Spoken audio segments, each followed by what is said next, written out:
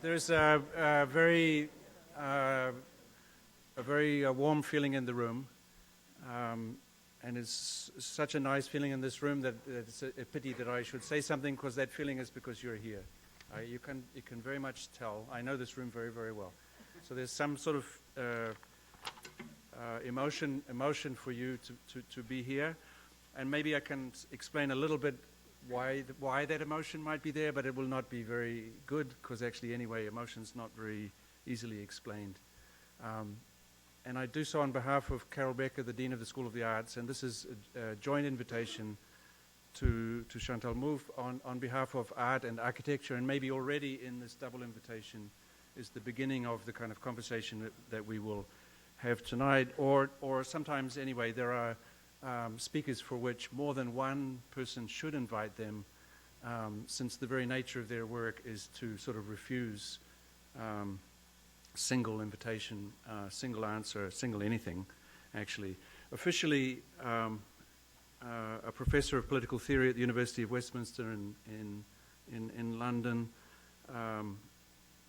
unofficially, unbelievably special person for so many of us since the late 70s, I think, when there was maybe the edited, the edition, the kind of collected writings around Gramsci and so on came out, and then in the early 80s, a kind of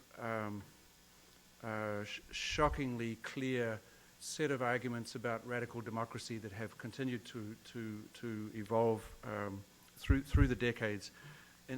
And the latest book that I know, the one of Agonistics, Thinking the World Politically, from Verso, keeps this conversation going. There are so many important books and so many important arguments that I won't mention them, but just with the professional narcissism of an architecture school, I would point out that there is always some kind of attention in these writings to the question of space. And the narcissistic gesture would, of course, be to say, how could you possibly think about democracy without thinking about space?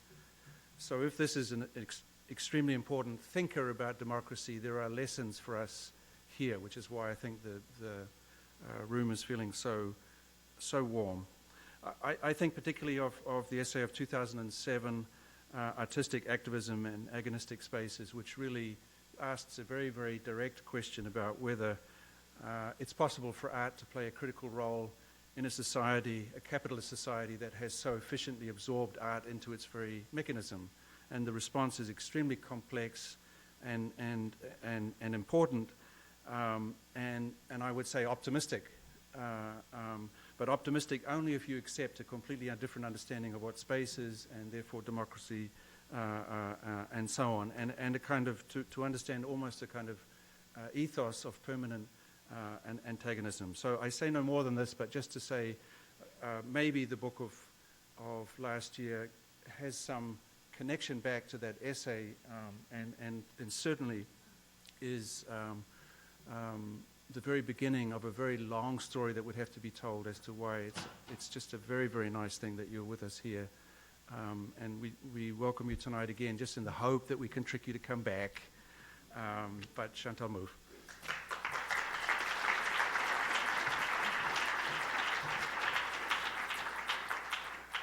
Thank you very much for this warm presentation. Before beginning, I want to explain something, because you might find a little strange that a professor of political theory presents herself as an activist. Well, for some reason, which I don't really know the origin, but this series of talks where everybody was asked to choose to define themselves in one way. And I just couldn't, I said, well, I think of myself as an intellectual activist. And they, that's great.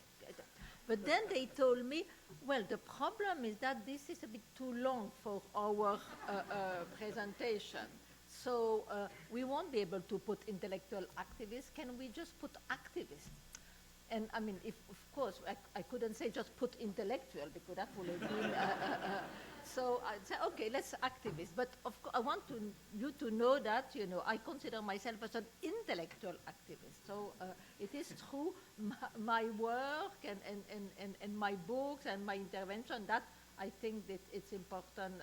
I see the political dimension in writing, but doesn't mean that I'm not also taking part in demonstration and having, but my main form of political intervention is through my intellectual work. So just this little clarification. So I've been asked to talk basically about the idea that I develop in agonistic, thinking the world politically. So of course, there are many different aspects which are examined into this book.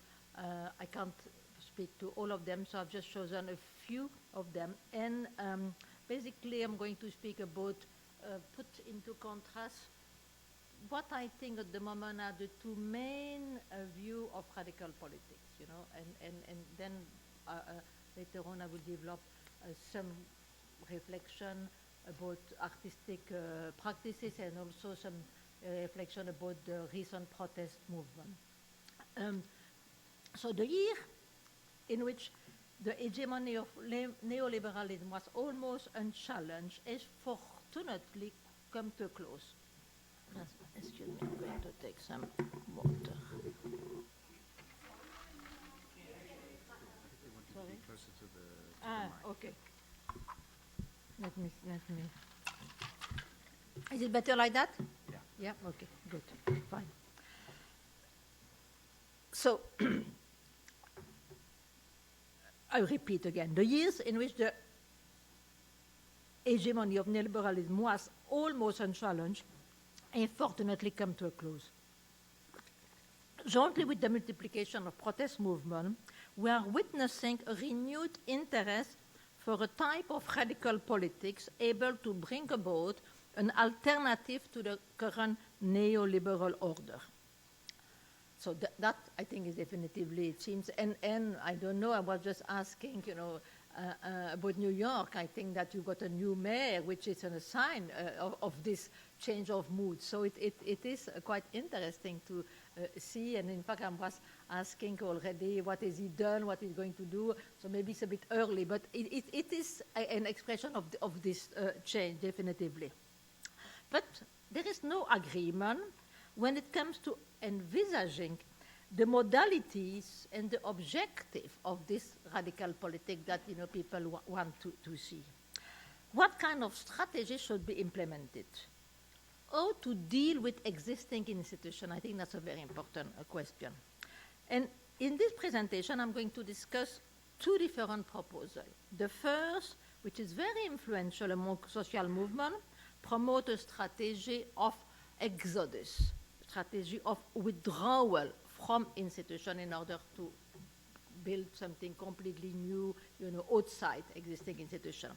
The second, which is the one that I personally advocate for, what I call a strategy of engagement with institution, or using an expression of Antonio Gramsci, a strategy of war of position, an hegemonic strategy of war of position.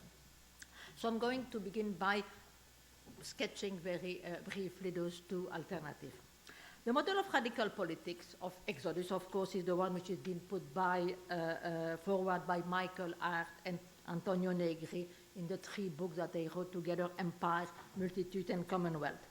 It calls for a break with modernity and the elaboration of a different approach.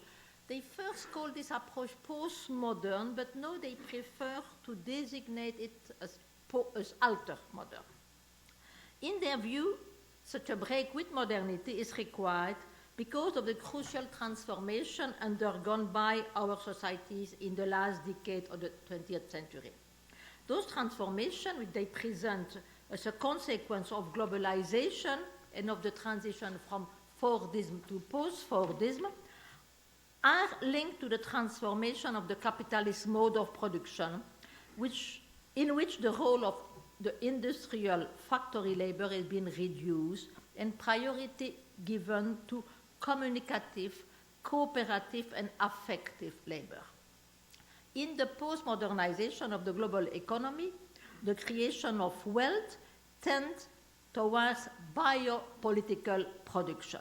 That is the idea that the rule of the object of the rule of empire, which, you know, it is the term, as you all know, that they use in order to refer to this new order, is social life in its entirety. And it presents the paradigmatic form of biopower. We are witnessing, they say, the passage from a disciplinary society to a society of control. Of course, as I'm going to show you, this is an idea that they borrow from Foucault and from Deleuze. And it is characterized by a new paradigm of power. In the disciplinary society, which corresponds to the first phase of capitalist accumulation, command is constructed through a diffuse network of dispositives of apparatus that produce and regulate customs, habits, and productive practices with the help of disciplinary institutions like prison, factory, asylum, hospital, school, and others. What Foucault examined, for instance, in Discipline and Punish. The society of control, in contrast, and that, as you say, is what the term was coined by Deleuze, is a society in which mechanism of command have become immanent to the social field. The mode of social integration and exclusion are increasingly interiorized to mechanisms that directly organize the brain and bodies of the citizen. This new paradigm of power is therefore biopolitical in nature. What is directly at stake in power is the production and reproduction of life itself. Hardt and Negri assert that the notion of mass intellectuality, immaterial labor, and general intellect help us to grasp the relation between social production and biopower. The central role previously occupied by the labor power of mass factory workers in the production of surplus value is today increasingly filled by intellectual, immaterial, and communicative labor power. The figure of immaterial labor involved in communication, cooperation, and the reproduction of affects occupy an increasingly central position in the schema of capitalist production. Since in the passage to postmodernity and biopolitical production, labor power has become increasingly collective and social, then they say we can't go on speaking of the proletariat. And a new term is needed to refer to this collective worker, and this is what they call the multitude. The construction of empire is seen as a response to the various machine of power and the struggle of the multitude. Multitude, they say, calls empire into being. And globalization, as far as it operates a real deterritorialization of the previous structure of exploitation and control, is a condition of the liberation of the multitude. So in fact, they've got a very positive view of globalization, because they said that that is really creating the condition for the liberation of the multitude. Incorporating also, although in a way which is not always very faithful, the analysis of Foucault and Deleuze, and I've already referred, to the use of the distinction between disciplinary society and society of control. They claim that the end of the disciplinary regime that was exercised over bodies in enclosed space like school, factories, and asylum, and its replacement by the procedure of control linked to the growth of network, is leading to a new kind of governance which permits more autonomous and independent form of subjectivity. With the expansion of new form of cooperative communication and the invention of new communicative form of life, those subjectivities can express themselves freely, and they will contribute to the formation of a new set of social relations that will finally replace the capitalist system. So here we see that the very development of the economy is creating the condition for this liberation. In a sense, here we see the same old idea of Marx, that capitalism was its own gravedigger, is transformed, used through a Deleuzian kind of vocabulary, no? And of course, the multitude is not the proletariat, but this, in my view, that is still very same kind of deterministic view in which there is a direction to history, and this is why they celebrate, in fact, this moment of globalization. I think it's also interesting to examine the position defended by Paulo Virno, who is also a post-operaist thinker, because it adds something which is interesting to the analysis of, and a bit more complex, I must say, to the analysis of Hardt and Negri. Virno, in his book Grammar of the Multitude, presents ideas that dovetail in many respects with those of Hardt and Negri, but there are also some significant differences. For instance, Virno is much less sanguine about the future, while Hardt and Negri have a messianic vision of the role of the multitude, which will necessarily bring down empire and establish what they call an absolute democracy.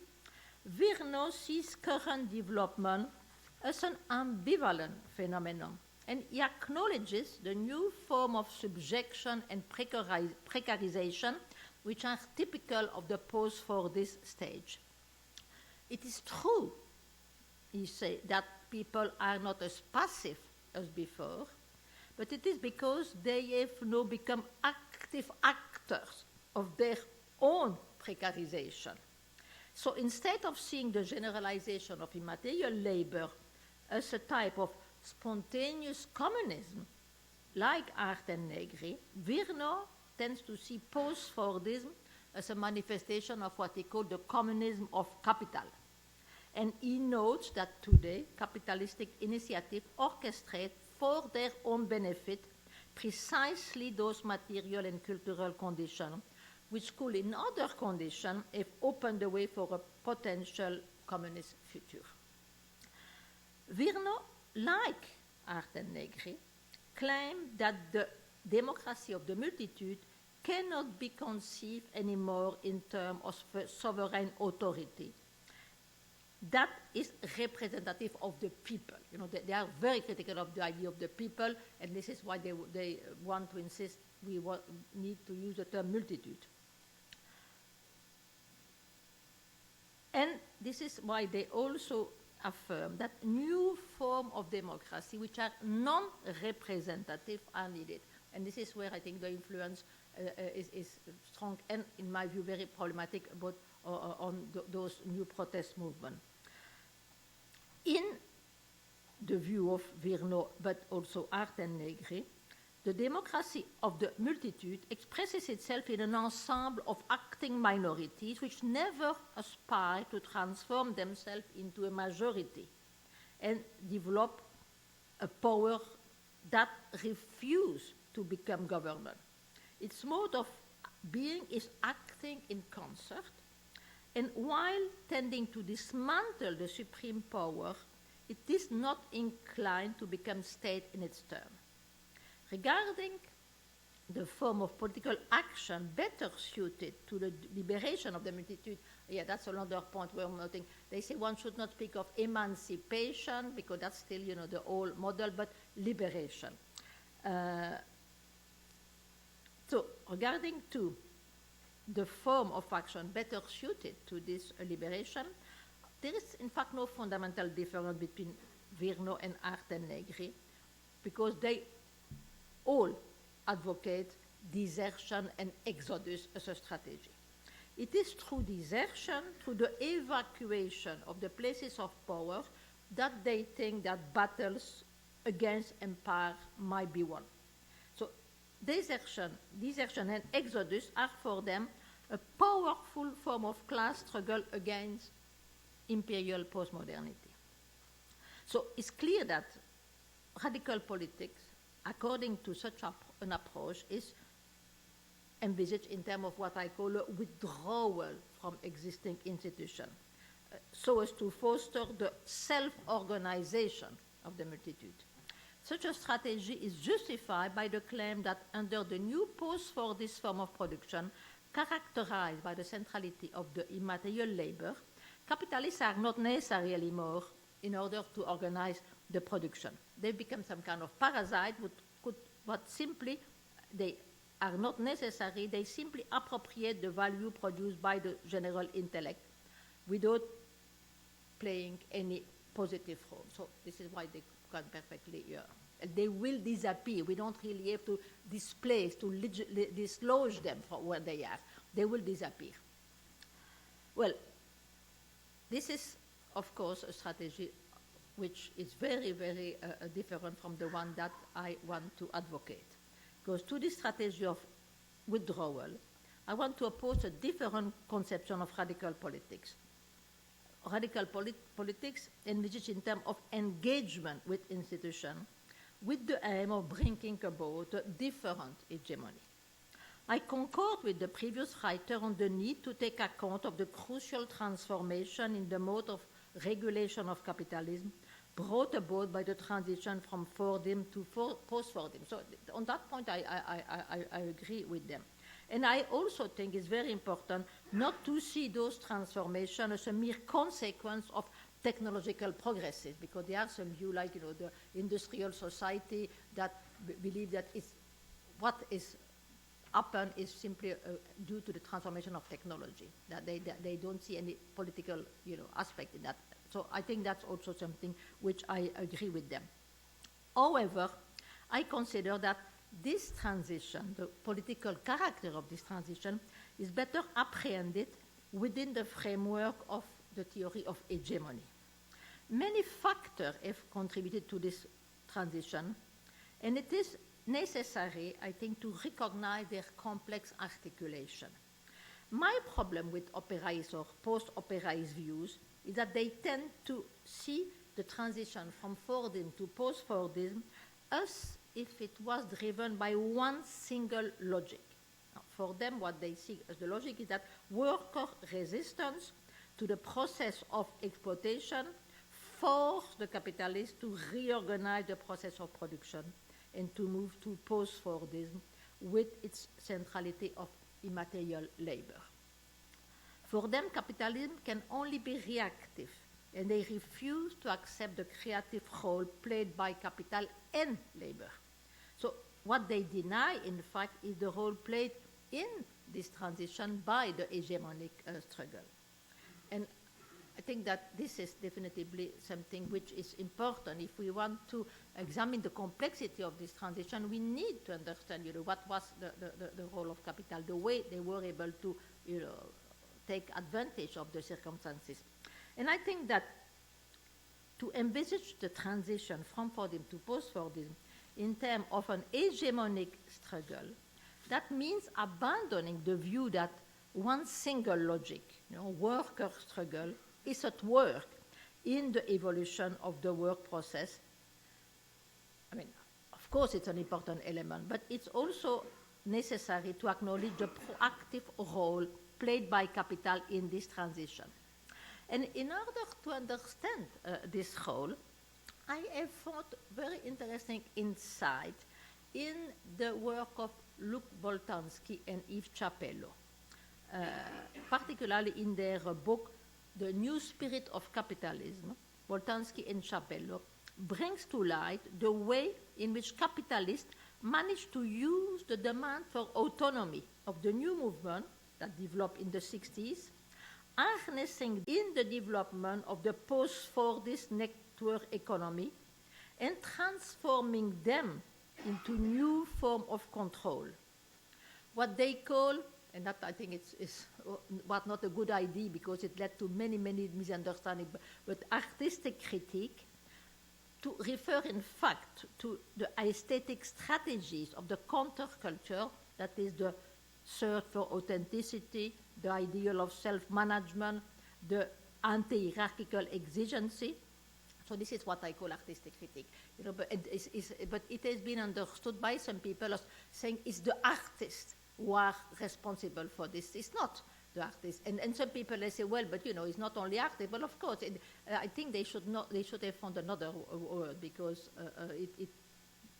led too easily to misunderstanding. But I think it's clear that they are not really referring to what the artists do, but something which has got to do with aesthetic strategies of the counterculture. So this element, those strategies, have been used by capital to promote the condition required by the new mode of capitalist regulation. And this is what has led to replace the disciplinary framework characteristic of for this period by a different strategy of control.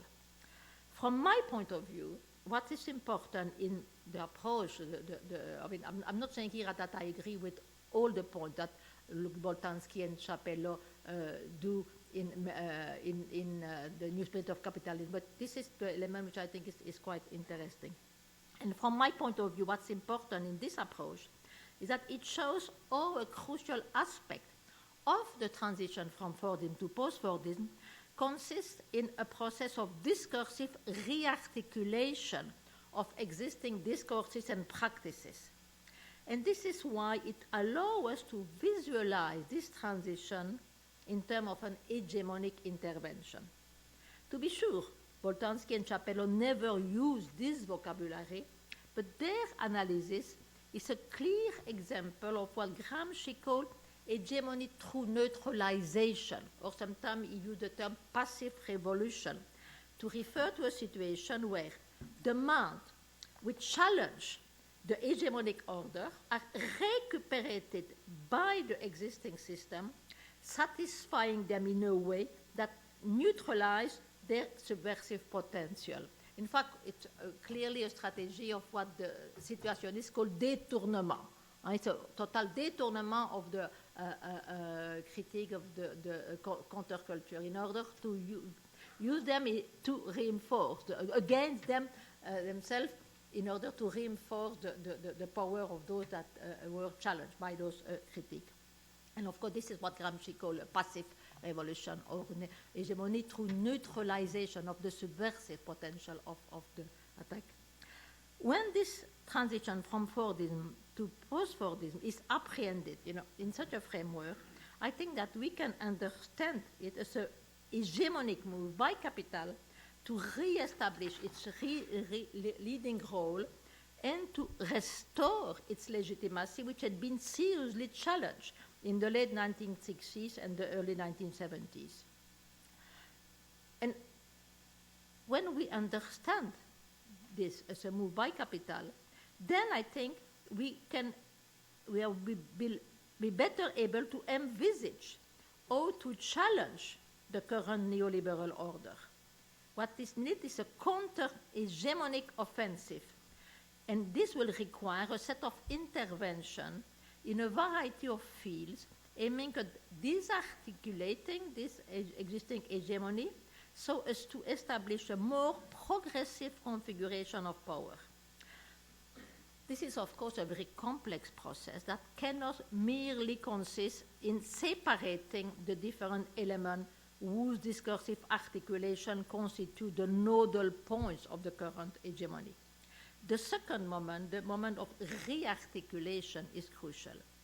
Otherwise, we will be faced with a chaotic situation of pure dissemination, leaving the door open for attempts of rearticulation by non-progressive forces. Indeed, we have many historical examples of situations in which the crisis of the dominant order led to right-wing solution. The critique and disarticulation of the existing hegemony cannot be conceived in terms of a desertion, because it should go hand in hand with a process of rearticulation. So this, of course, is the difference I have with the Exodus theory, because this is this double moment. It's completely missed by the Exodus theories. Another point of divergence between the two strategies comes from the importance that hegemonic politics attribute to the establishment of a chain of equivalence between the different democratic demands. This dimension is eluded by the various advocates of the multitude who see it as endowed with a natural unity, which does not require political articulation.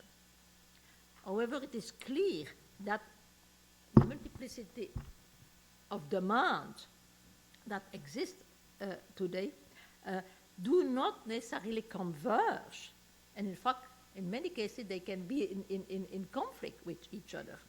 So to transform those demands into claims which will challenge the hegemonic structure of power relation, they need to be articulated politically.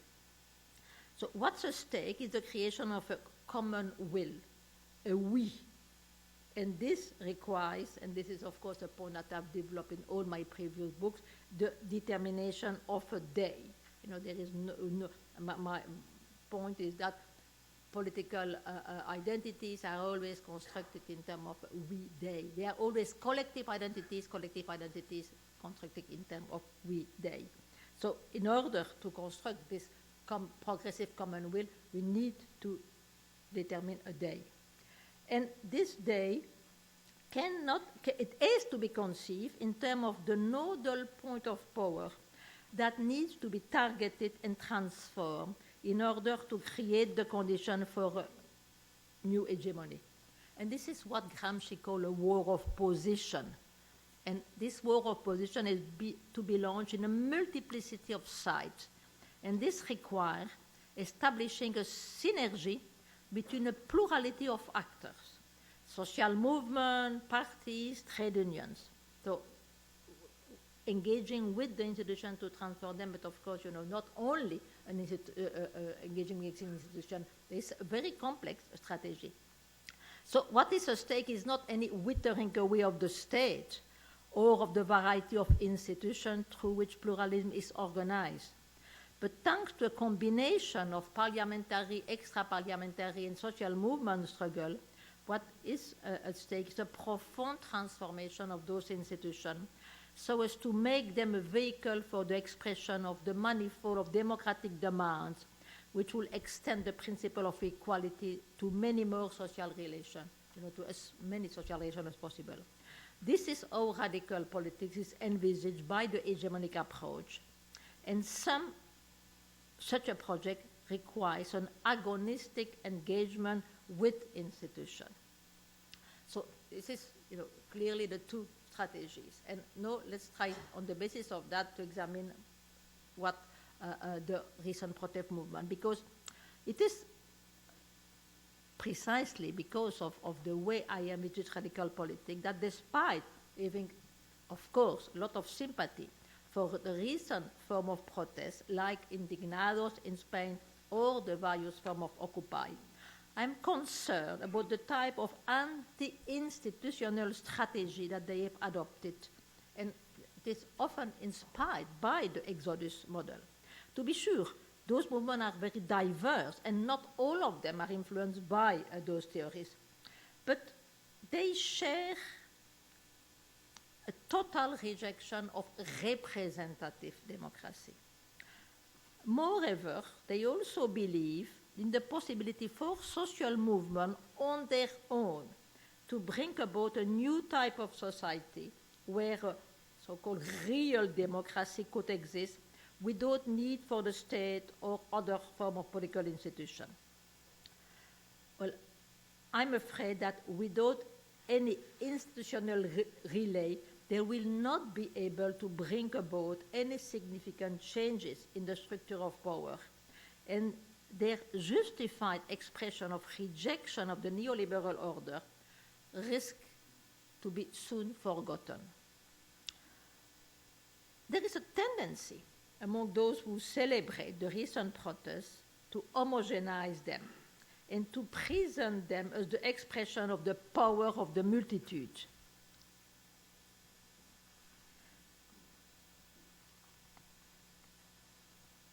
Acknowledging the variety and the complexity of those protests will lead to, I think, a different conception. Because when this complexity is brought to the fore, it becomes clear that their critique of the current democratic system can be interpreted in different ways. we find in those protest movements activists who, of course, are against any form of representation altogether. They express a total rejection of liberal democracy and yearn for a society reconciled with itself through direct democracy. The aim of other groups, however, is not to get rid of representative institutions, but to transform them, to improve them so as to make them more accountable to the citizen. And I think that there is a real problem that privileging the first type of critique, many theorists influenced by the Exodus approach have put the emphasis on the emergence of new democratic practice of horizontalist, or sometimes even called that presentist nature, because some theorists argue that for instance, the indignados in Spain, what want through their real democracy today, is not direct democracy. They say that direct democracy is still too representative. What they want is presentist democracy. I think that's really something very problematic. And of course, people who think along those lines see in recent mobilization a manifestation of the power of the multitude constructing new form of social relation outside traditional institutions. They celebrate them as the realization of the common. I mean, the common is today the buzzword which, according to them, should replace the public, because they identify the public with the state, and so the public is to be abandoned. Why I think that we need to reclaim the public. The public need to be is not necessarily to go with some kind of bureaucratic state. It needs to be reclaimed. I'm not saying that there is not also space for the common, but to do privilege the common at the expense of the public, I think is also very wrong as a strategy. So, in fact, what I want to do is to propose, again, this kind of horizontalist and presentist democracy, a different interpretation of the recent protest. An interpretation which is influenced by the position which I defended in my previous book to this one, called On the Political. In this book On the Political, I criticize what I call the post-political trend that exists still in our societies. And my diagnostic is that we are in fact witnessing a crisis of representation, to be sure, but as a consequence of the consensus at the center that has come to dominate politics in most liberal democratic societies. This consensus, which is the result of the unchallenged hegemony of neoliberalism, the fact that social democratic and labor parties have now accepted that there is no alternative to neoliberal globalization, and that the only thing they can do is to manage it a bit more humanly. So, in fact, there is no significant difference between the politics of the center-right and politics of the center-left. This is what I call the post-political situation. And of course, this is at the origin of a crisis of representation. Because, and of course, this deprives democratic citizens of an agonistic debate where they could make their voice heard and choose between real alternatives, because there is a choice, a real choice, supposes that you've got the possibility to have a different strategies. But today, democratic politics does not offer this alternative. And till recently, it was mainly, and that's also something which I examine on the political, through right-wing populist parties that people were able to vent their anger against such a post-political situation. Because the thesis of On the Political is that, contrary to people like Anthony Giddens or Ulrich Becker saying this is, consensus democracy, so progress, because now people have got more mature and we can all agree. I was saying, no, this is something which is not a progress for democracy, something which is very dangerous for democracy, because precisely it creates the terrain for right-wing populists to say there is an alternative. We are going to give the people the possibility to choose. But of course, the alternative they were, and they still offer, is absolutely unacceptable. Well, first, it will not work because it's not serious economically, but also it's xenophobic, and so there is not really an alternative. But they give the impression that they are offering an alternative. So that was, I will say, till the beginning of those recent protests, it was mainly, if not exclusively, on the side of the right that there was a rejection of this consensus politic. With those recent protests, we are seeing the emergence of other ways, much more estimable, of reacting against the democratic deficit that characterizes our post-democratic society, because I agree with this term, post-democracy. It, in a sense, is a different way to say the same thing that I wanted to say with the idea of the post-political, because post-democratic, it is, for instance, developed by Colin Crouch, is insisting on the transformation at the level of the economy. But post-political is more the transformation and the consensus at the level of politics. But I also agree that our societies can be classified as post-democratic.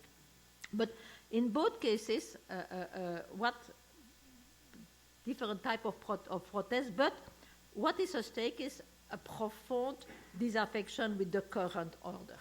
If so many people, and not only among the young, but also across the whole population, are not taking to the street, it's because they have lost faith in the traditional parties, and they feel that their voice cannot be heard through traditional political channels. As one of the motto of the protester claims, they say, we have a vote, but we don't have a voice. And I think that's absolutely the case. Because they've got a vote, they can vote, but if they vote for two parties which offer the same thing, so they don't really have a choice. Understood as a refusal of the post-political order, and this is what I propose, current protests can be read as a call for radicalization of representative institutions, not for their rejection. What they exact are better, more inclusive form of representation. To satisfy their demand for voice, existing representative institutions have to be profoundly transformed and new one established so as to create the condition for an agonistic confrontation where citizens will be offered real alternatives.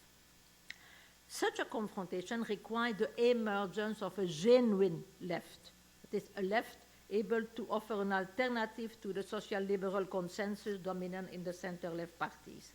And there is one case which I think is particularly interesting, where there is this articulation, beginning of this genuine left, and it's the case of Greece. Because in Greece, the popular mobilization, it began as some form of indignados, in a meeting in the Syntagma Square, but then very quickly that developed in some kind of very different popular mobilization organized, led by Syriza, which of course is a coalition of several left parties, and whose leader is Anton Tsipras. And the objective of this movement is to come to power through election. In fact, there is a real chance that the next election in Greece, Syriza could come to power because they are leading in the poll. And they want to come to power in order to implement a set of radical reform. Their aim is clearly not the demise of representative institutions, but their transformation to make them a vehicle for the expression of popular demand. So I think this is really an example of this strategy of, that I propose of engagement with institutions. The recent, which I propose to call citizen awakening in Europe, in the US, is very encouraging, of course, because it breaks with the post-political consensus. A taboo has been broken, and many voices are now being heard, contesting the inequalities existing in our societies. However, I think that to effectively challenge neoliberal hegemony, it is crucial that all the energy that have erupted are not diverted towards wrong allies. And I'm afraid that this is what could happen if representative institutions become the main target of the protest. There is no denying that representative institutions are in crisis in their current liberal democratic form. But I do not believe that the solution resides in the establishment of a non-representative democracy, or that civil society struggles are the only vehicle for making democratic advances. Of course, such views are popular because they chime with the idea, which is fashionable among certain sectors of the left, that the multitude could auto-organize itself, avoiding taking power and becoming state. The strategy of exodus, which I referred to at the beginning. But I think that to find such an anti-political approach among activists involved in the various movements of the outrage is worrying, because it forecloses designing an adequate strategy for their struggle. When representation is seen as the problem, the aim cannot be to engage with current institutions to make them more representative and more accountable, but to discard them entirely. The objective of the movement will be visualized in terms of exodus from the given form of democracy on the ground that attempting to transform existing institutions is vain and that representative democracy is to be relinquished. Many among those who reject representation identify representative democracy with its current post-democratic form and with the actual working of the parliamentary system. They do not see that the problem concerns the way representative institutions function at the moment and the fact that so many voices are excluded from representation. What needs to be challenged is the lack of alternative offered to the citizen, not the very idea of representation. A pluralist democracy cannot exist without representation. And that's, a point which I want to insist very strongly. To begin with, as the anti-essentialist approach is made clear, identities are never already given. They are always produced through discursive construction. This process of construction is a process of representation. It is through representation that collective political subjects are created, and they do not exist beforehand. Every assertion of a political identity is thereby interior, not exterior, to the process of representation. This, I think, is one of fundamental argument, in favor of representation. Secondly, in a democratic society where pluralism is not envisaged in the harmonious anti-political form and where the ever-present possibility of antagonism is taken into account, representative institutions, by giving form to the division of society, play a crucial role in allowing for the institutionalization of this conflictual dimension. However, such a role can only be fulfilled through the availability of an agonistic confrontation. So what constitutes the central problem with our current post-political model is the absence of such an agonistic confrontation. And this is, of course, not going to be remedied through horizontalist practices.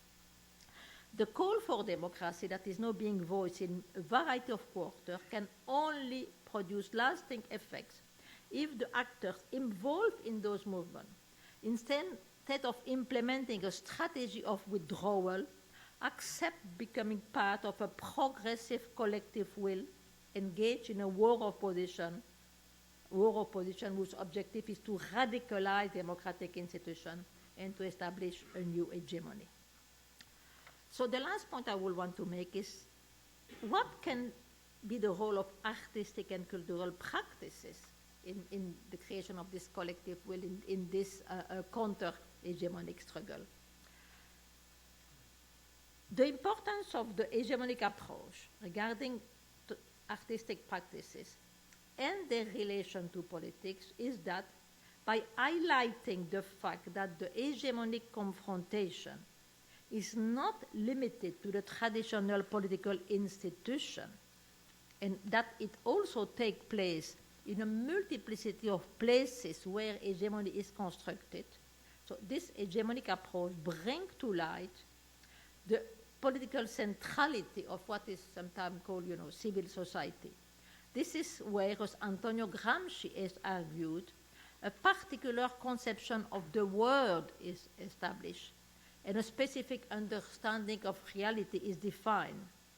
And he calls that the common sense that is going to provide the terrain in which specific form of subjectivity are constructed. I mean, it's of course, commentary is a set of representation, so it is absolutely crucial representation here.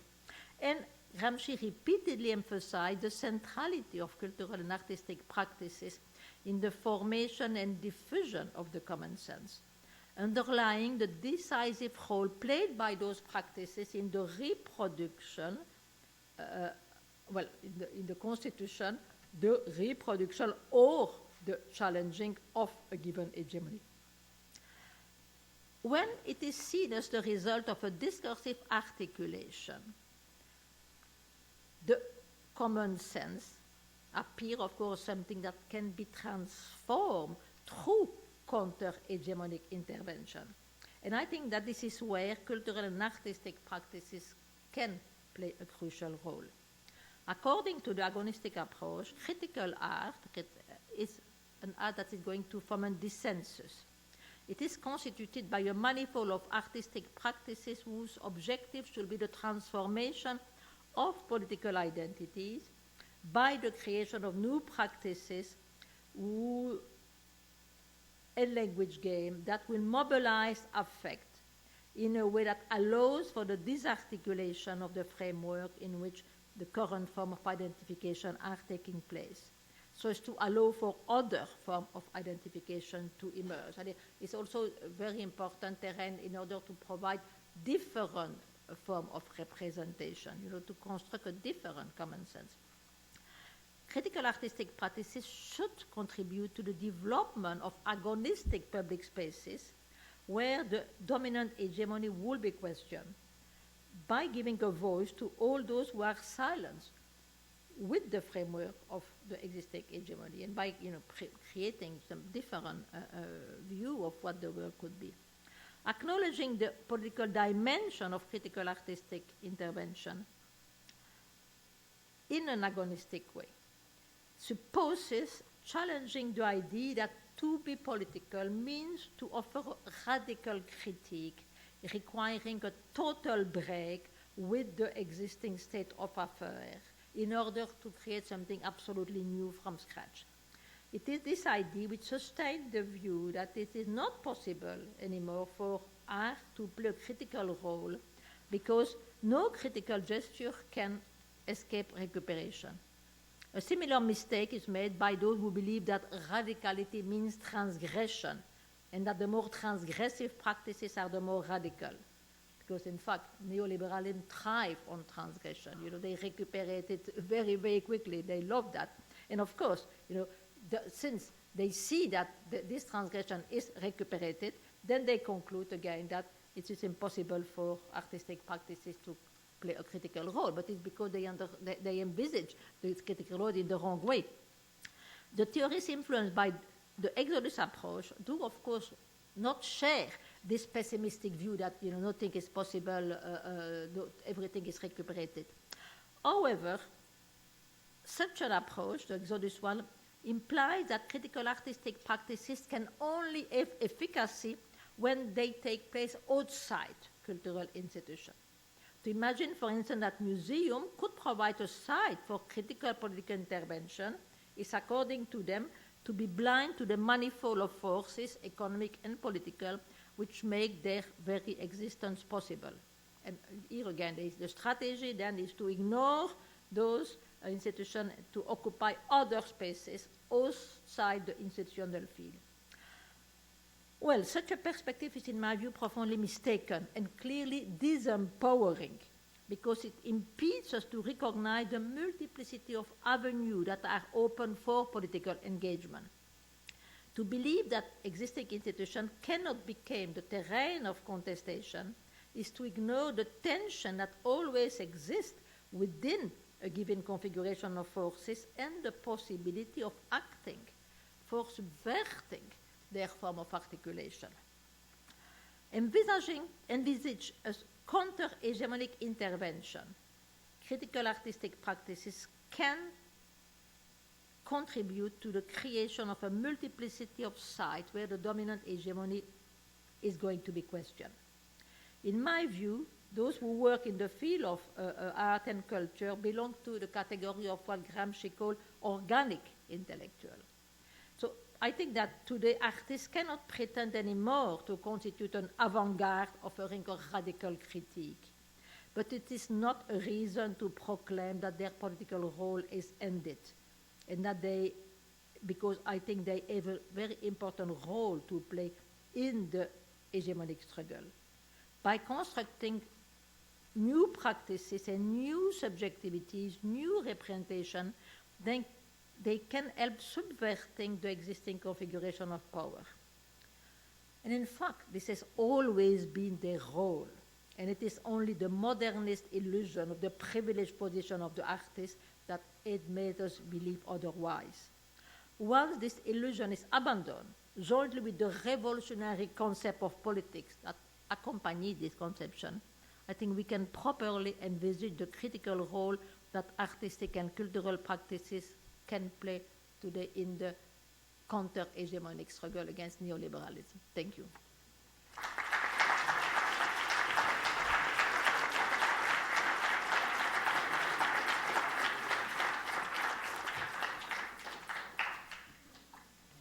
Do we have questions?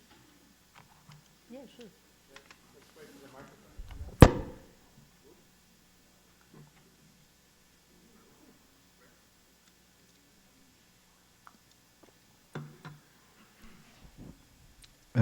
Hi. I want to ask, what do you think about the experience of Chile, where through elections, they tried to bring socialism to inside a capitalistic society, and Nixon and the companies as ITT and other American companies, because they touched to their interests, they organized a putsch and they killed thousands of people. And the same in Italy, I mean, where Communist Party tried in the 70s to take power, and the results, what we have now in Italy is the result of that, the defeat of that period, because capitalism doesn't allow to the working class to take, through elections, power. So Gramsci, Antonio Gramsci, when he talks about the centrality, he talks mostly about the centrality of working class to take the, I don't know even the word in English because nobody talks about that. It's the les moyens de production. So nobody wants to talk. Means of production. Yeah. So no one wants to talk about this because it's considered as ridiculous as my short. I mean, we don't have to talk about this in the Occupy movement, in the Indignados, and even in the left. And you know better than me that in Greece, the movement is, the Syriza is already going right because of the inner reason and structure, genetical structure of an election, of being part of an election inside a capitalistic society. So I think the only solution is, again, and always the same boring, old, organized party, communist party that organized a revolution to take power. And nobody wants to say that because it's unfashionable, and I look stupid every time I say that, but I don't really see in a history, again and again, I don't see other solutions, and everyone is trying to look around, and because we don't want to face that. Well, look, I will have many things to say about that. How can I begin with? First, well, obviously, here I was criticizing the two positions. You are reasserting the very traditional Jacobin revolutionary struggle. We need to,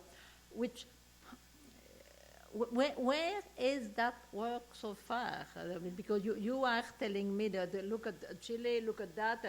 Yes, it's true. We've got lots of experiences which have failed, but I don't think that we've got a good example of this revolutionary strategy of taking power. Well, except if you. I don't know if you think, for instance, what will be your analysis of what happened in the Soviet Union, and if that is something that a revolution that was better, it could have worked, but it was betrayed. I mean, we will have could have a long discussion about that. Well, I think that the fact, for instance, the Allende experience in Chile does, if you can't, on the basis of that, generalize and say it's absolutely impossible to have profound transformation, through election. You will always automatically have the forces of capitalism which are going to react. Because first, I would say that the general situation is changed a lot, since the time of Allende. Of course, they are at the moment still. Look what's happening in Venezuela. I think it's very worrying because clearly there it's a government that was a left-wing government that was elected, and there is a term of destabilization of the. So obviously we will always be confronted, with. But on the other side, I think that the situation has changed. For instance, in Latin America, there are many other popular, government. They've created the UNASUR, and so there is a support for. I don't think, for instance, that things could happen today in the same way as they happened at the time of Allende. So the conditions are a bit better for those experiences. But of course, they are always something. It's you are not going to bring down neoliberalism very easily. But I don't believe that this situation is such that we just have to conclude. I mean, there is only one way is to bring down capitalism through revolution. And by the way, here, of course, my argument will be, and I can't extend on that, but there are philosophical and theoretical reasons why I would want to explain. I mean, this idea that you can build something from scratch is total. It implies a certain understanding of the working of society, which is completely, opposite to the view that I defend here. So I will have a lot of philosophical argument, but of course, it is not the place to defend them. But I will say that in terms of politics, we've got to keep trying. I mean, this is for me the only way in which, of course, we are not going to bring down capitalism, but what I think is important is to at least get rid of neoliberal form of globalization. It's not to establish socialism, but what Gramsci will speak of a war of position. Of course, I know there are differences between his view and mine, but it is something that requires, it's a long process. So first it will be to end the hegemony of neoliberalism, re-establish, I don't know what to call it, but some kind of radical social democracy to you see, at the moment, what is really incredible is that when we wrote Hegemony Socialist Strategy, we were at that moment very critical of social democracy and the welfare state, and for not being radical enough. But we never, and this is when we insisted, it's important to radicalize this.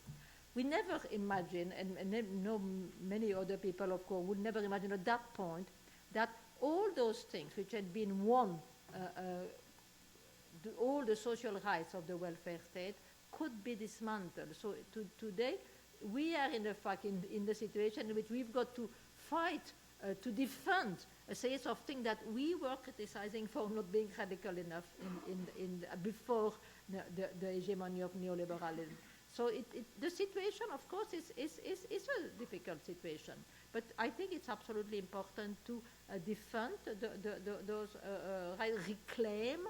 For instance, when you are speaking of reclaiming the public, I think this is reclaiming a lot of the things which had been won through social democracy, and of course go further.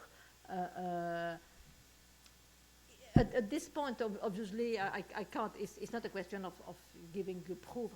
I personally believe that this is really the only hope to create a vast popular movement, a collective will that is going to articulate all those different struggles. Because we are seeing, and I think this is what I was saying, is very positive, what I call this citizen awakening. You know, so for a long time, people were believing that, you know, it was almost unchallenged, the hegemony of neoliberalism. Today we are seeing this is a lot of challenge. But my point in this presentation here was to say the danger will be that all those protest movements will not really have the impact that they could have, because they are in fact targeting representative institutions as being, you know, the thing to destroy.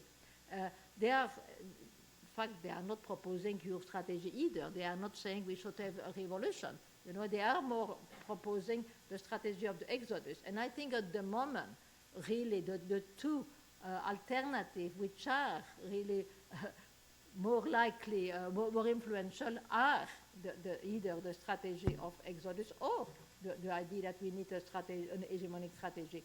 And I don't think that there are, except for a few circles, people would still believe that what we need is a, you know, revolution which is going to bring down, because with whom?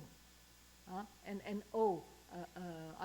honestly don't see this as a reasonable, and I will say not even a desirable strategy either. We have a question from the left. Can we have the lights up maybe in the room?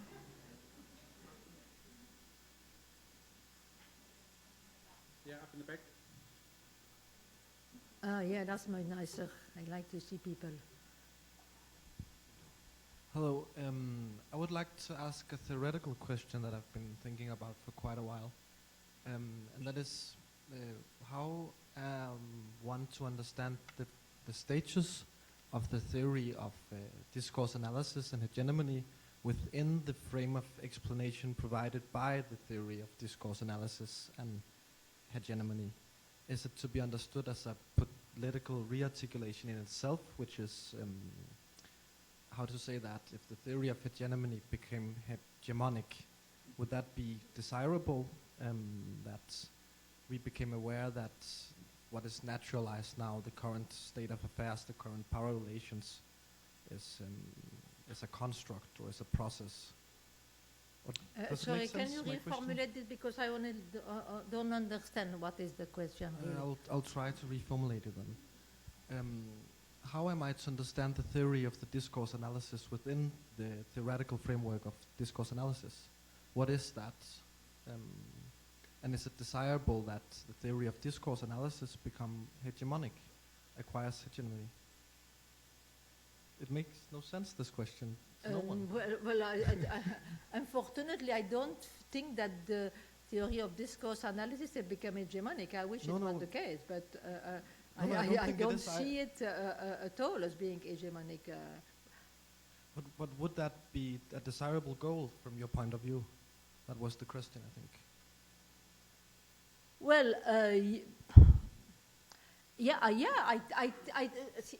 from a purely theoretical point of view, I do believe that the theory of discourse analysis, but I mean, there are many I would prefer to call that the anti-essentialist approach, you see, because within the camp of anti-essentialism, there are many different schools our view, well, the Essex school is called the discourse analysis, but there are many other different theories with whom we have a lot of family resemblance.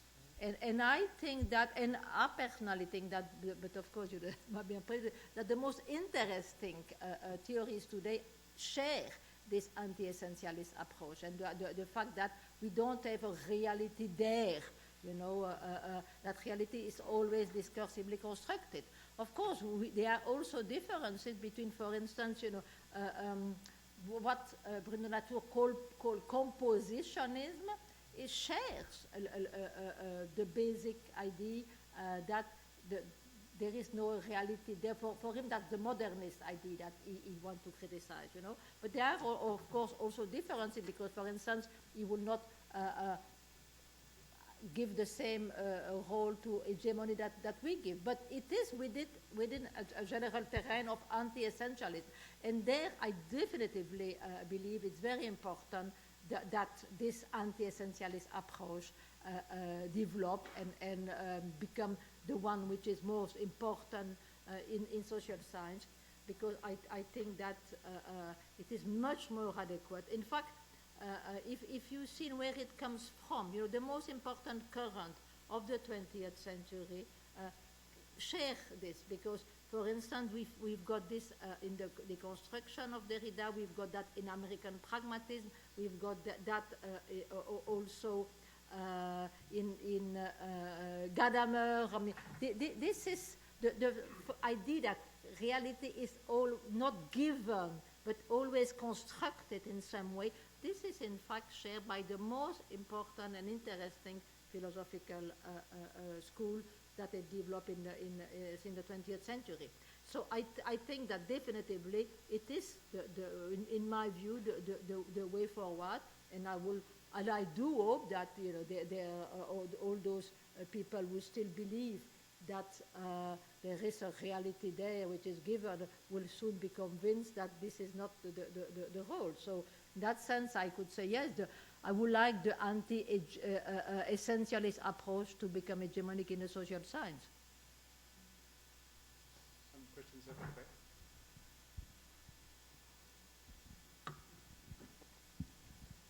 You began your discussion with reflection on Foucault. Sorry, can you speak louder because I don't hear? You began your discussion with a reflection on Foucault. And it would seem appropriate to begin my commentary question commenting on panopticism succeeds when the prisoner becomes his own jailer. And one can apply that in a sense to the philosophical. We're going to have a question. We are going to have a question. Right from the start, let's be clear. Okay. And of course, Fordism is something which can sit to apply that to the means of production. We reduce the artisanal interpretability of production. It would seem that the crisis today is less a crisis of capitalism and more a crisis of the nation state, the empire state, and the continental state. Gramsci, of course, very important observations in many fields, was a product of the Risorgimento and Unitarian Italy. And when he speaks specifically of the unitary popular, of taking over the organs of the government, he's speaking about transforming the nation state of Italy using its institutions for the populace. Today, it would seem that that vehicle, because of the crisis that I mentioned before, is kind of problematic. And one sees interesting foci of opposition in phenomenon less like Greece, that is a nation state, and more like the secession, the attempt to secede, to separate Venice from Italy, the efforts to separate Sardinia from Italy, the efforts to separate Flanders from Belgium, Scotland from UK, Catalonia and the Basque provinces from Spain. It would seem that while the view of Gramsci on how to institutionalize opposition has validity, it would seem that it's not in the form of the nation state. And that's my question. Do you think that those types of secessionist new nationalities whether they succeed or not, are a vehicle for articulating what you wish to achieve? Well, I mean, I don't think one can give one single answer, because all those movements will need to be examined in their own terms. I mean, some can be seen as progressive, some other are not progressive. So I don't really see honestly, I don't really see what this question has to do with my main argument. I mean, because you seems to saying, well, Gramsci, we can't use Gramsci because Gramsci was a product of, well, our view of hegemony, for instance, is clearly post-Gramscian, you know. We are taking many aspects of inspiration from Gramsci, but trying precisely to adapt them to these new circumstances. And I don't think that one could say because Gramsci taught in a different period, what he's saying is not relevant. After all, Machiavelli, who is much further away in the time than Gramsci, is still very, very relevant and important. In fact, I'm quite interested to see how suddenly there is a new interest in Machiavelli, which, by the way, I find wonderful because Machiavelli is one of my heroes. But it's really the fact to say he developed his thought in the specific consequences of the nation state, so it's not useful for us today. I don't believe that. The question, of course, which is a real big question, is about the role of the nation state today. And in that respect, for instance, I do believe that, how can I put it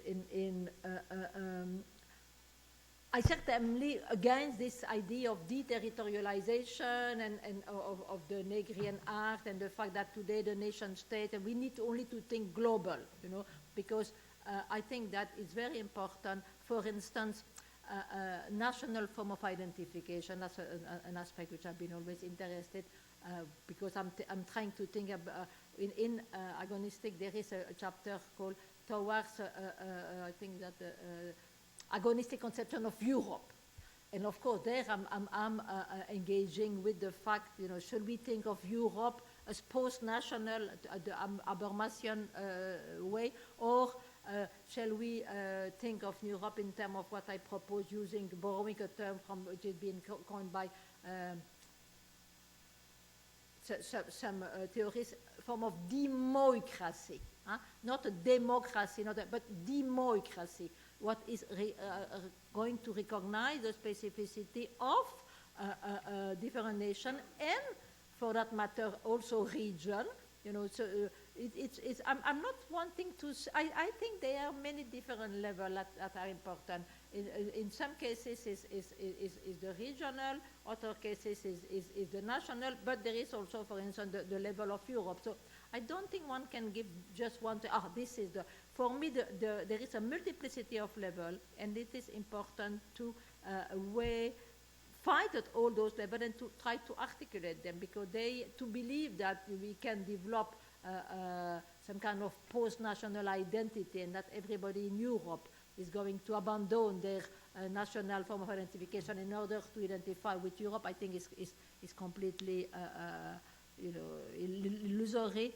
And in fact, by developing this kind of line, you create or give argument to the Eurosceptic and the people who are against Europe. In some cases, I will certainly consider that there are some regions which could be recognized as giving some form of democratic form of organization, and even some regions which are not yet taught in terms of what's the word for that?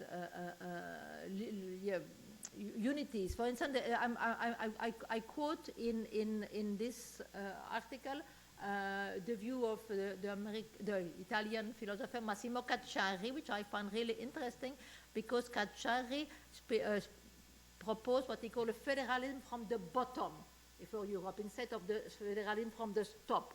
You know, and say Europe needs to develop a form of unity, but starting from the bottom, starting from its units. Those units are nation, those other units are region, and that's what I find really interesting.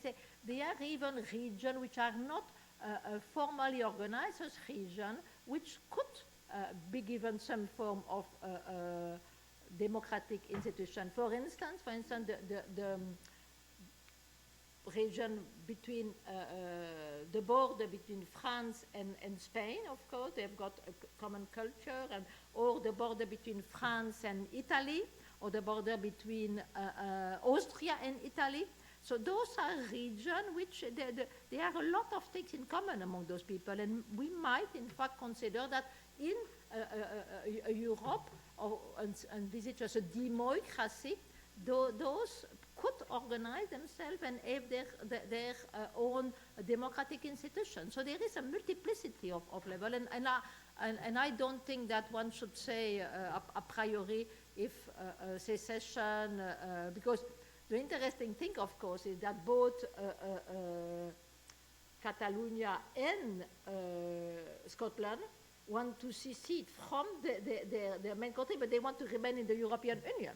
You know, so it's I don't think that this is a question that one can really examine in general terms outside a concrete analysis. For instance, I think the situation of between the Flemish and the Walloon in Belgium is very, very different from the situation of the Scottish and the Catalan. That's really, you know, something that would need to be historically and concretely examined. So we have a tired finger here and then back here. So just quick.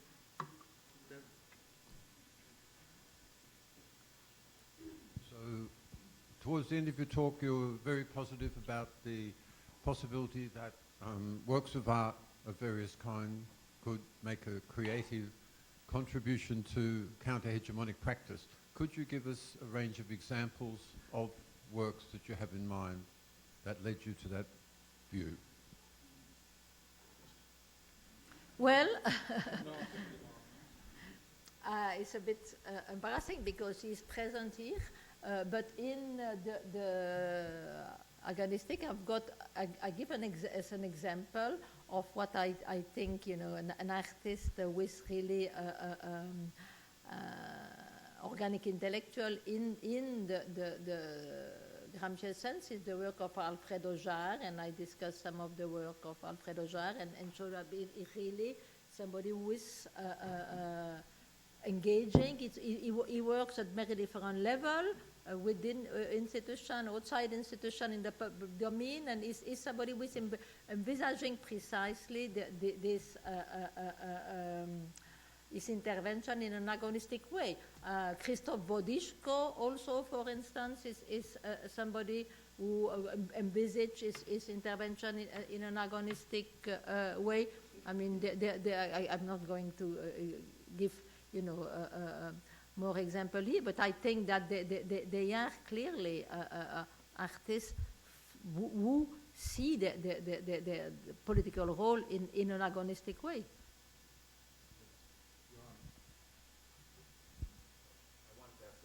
About art as well.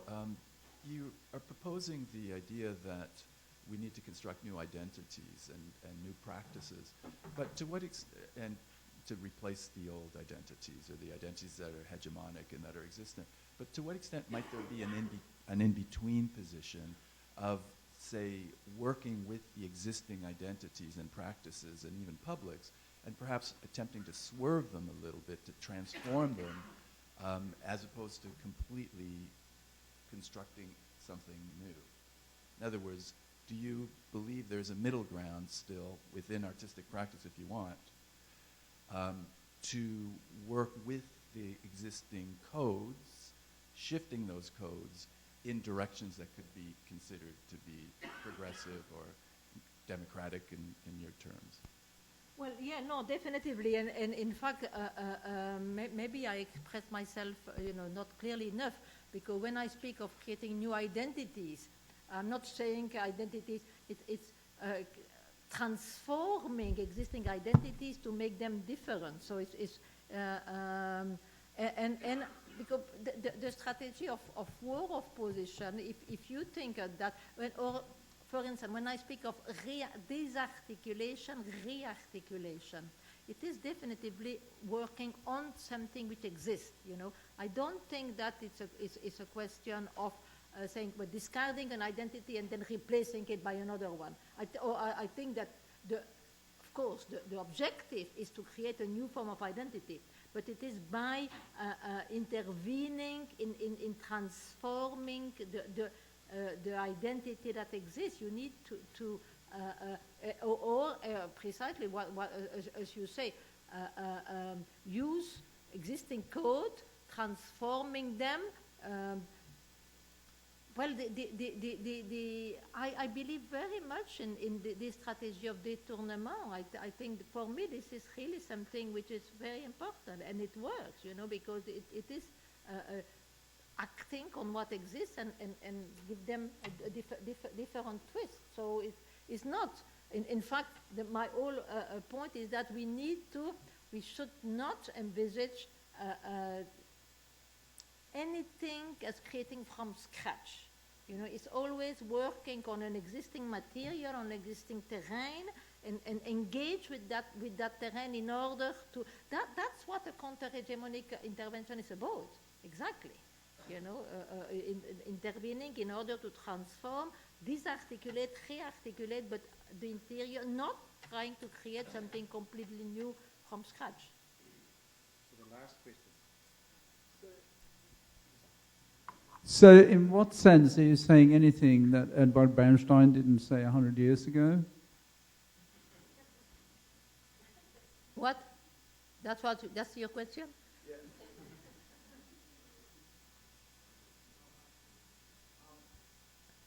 Okay, the question relates to Greece.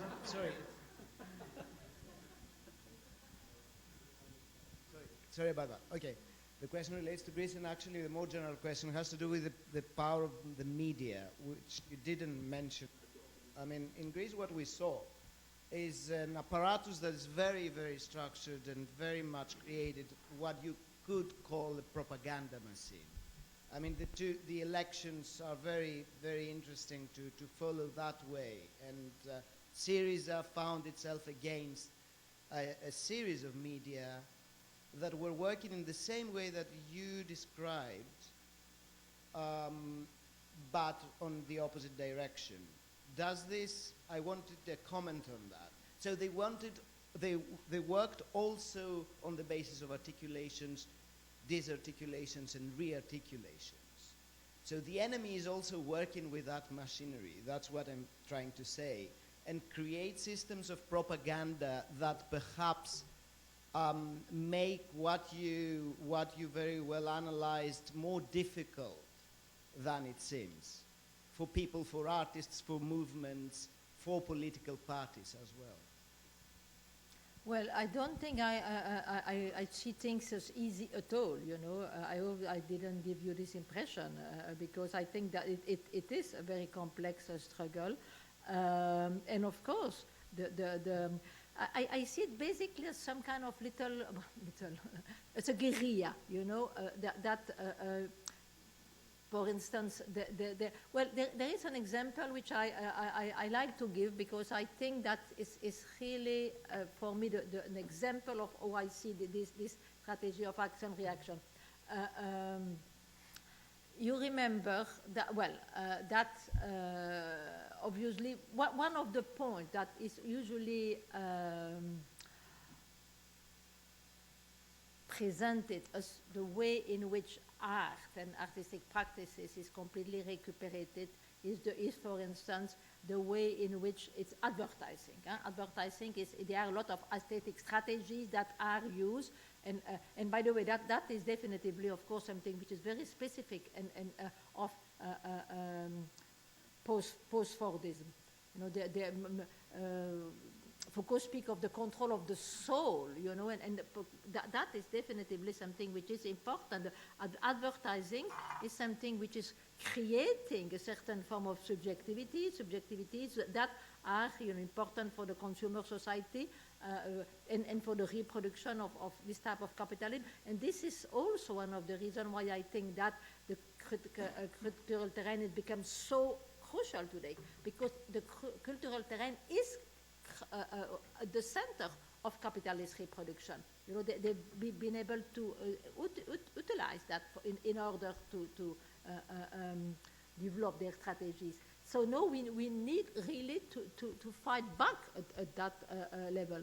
But to give you this example that I wanted to give, remember, for instance, the way in which Benetton that is something that took place. I'm referring already to an existence of practice that were, you know, no in 20 years, is it something like that? But the moment in which Benetton was one of the first to utilize, you know, and also to politically and artistically to do a different new kind of advertising that was definitively an appropriation of the strategy of the counterculture in order so to sell their product.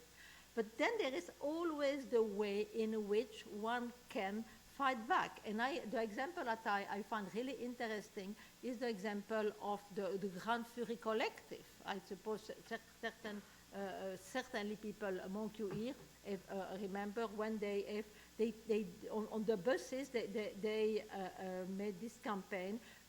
It looked like a Benetton advert, you know, but it was the different kind of couple, the different color and the different also, you know, the two lesbian and two.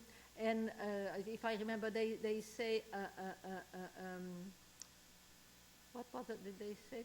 Kissing doesn't kill, greed and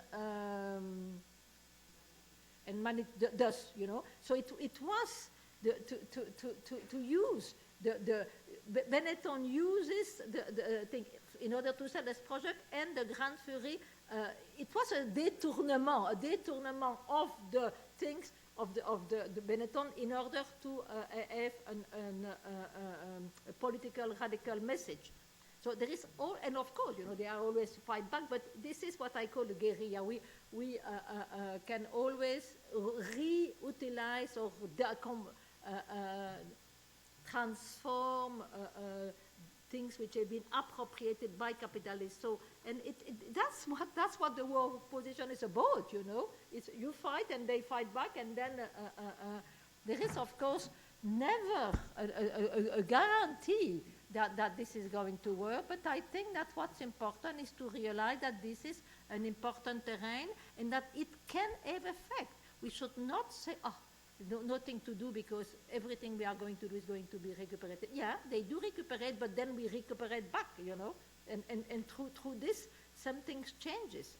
And this is, I think, why we should not, and I'm not saying that we are not facing very important powers, and of course, but I think that we still have the possibility of changing things, and definitively artistic and cultural practices are at the core of this. And I insist again on the fact that given the centrality of this dimension for the reproduction of the post-Fordist, it is where we've got to act. Of course, cultural practices have always been central for an hegemonic strategy.